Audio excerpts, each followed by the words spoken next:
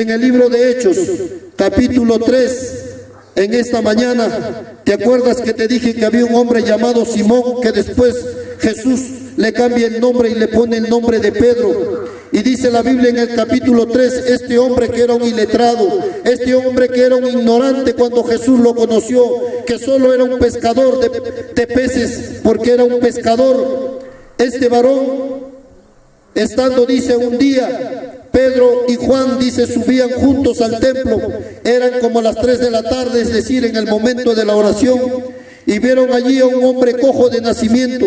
Todos los días era puesto a la entrada del templo, en la entrada llamada La Hermosa, para pedir limosna a los que entraban en el templo. Y dice que cuando el cojo vio a Pedro y a Juan que estaban entrando, les rogó que le dieran una limosna. Entonces Pedro, que estaba con Juan, fijó la mirada en el cojo y le dijo, míranos.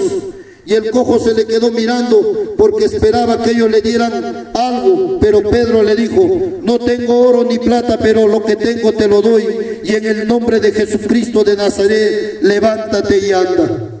Y la historia continúa contando que este varón inmediatamente fue levantado, y este hombre fue sanado de su invalidez. ¿Por qué? Porque este hombre que era un hombre vulgar, un hombre ignorante, un hombre que no conocía las cosas de Dios, pero un día le entregó su vida a Jesucristo y le creyó y lo siguió. Este hombre ahora estaba haciendo milagros.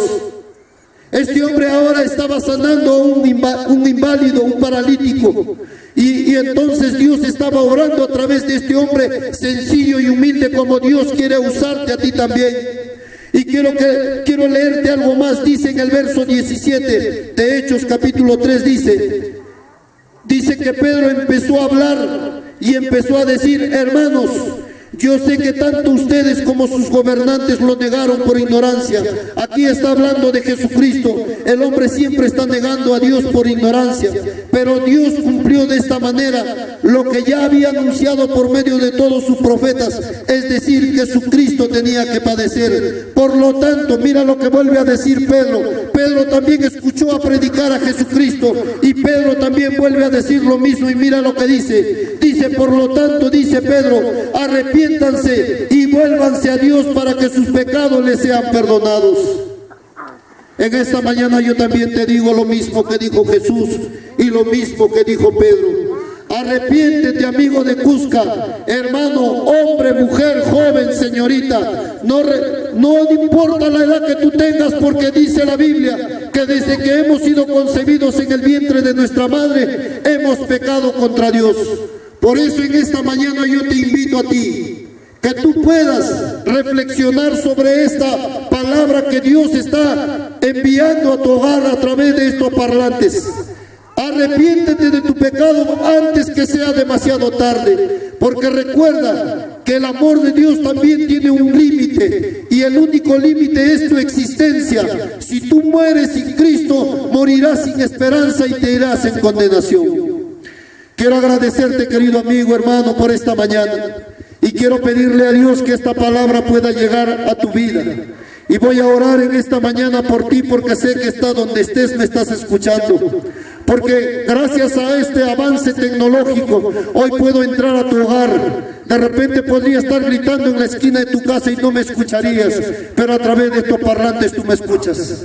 Señor, quiero darte las gracias por tu palabra. Eres tú el que les ha hablado. Yo solamente soy un mensajero.